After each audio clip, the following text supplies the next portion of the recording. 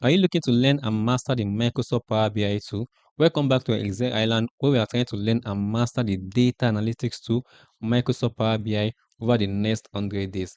Today is day 26, so without further ado, let's jump back to learning. Welcome back to day 26. Now that we have a good understanding of some of the more advanced features in Power BI, let's dig deeper into the backbone of Power Query, the advanced editor. We will also learn about M-code, the language of Power Query. The advanced editor is a tool in Power Query which allows you to see the source code of your query and change it. Power Query works by translating each transformation step to a line of M-code, the language of Power Query. This is like when you record macros in Excel and gets translated to Visual Basic for applications. DAX and M language are both parts of Power BI, but they have some important differences.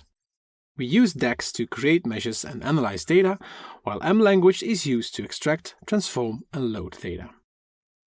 DAX, which stands for Data Analysis Expressions, is used to create metrics such as sums, averages and so on. These metrics do not actually change our data, they simply use data to calculate new values. So when you filter a column with a DAX measure, the underlying data remains in its original state. Just like Excel, DAX functions are not case sensitive.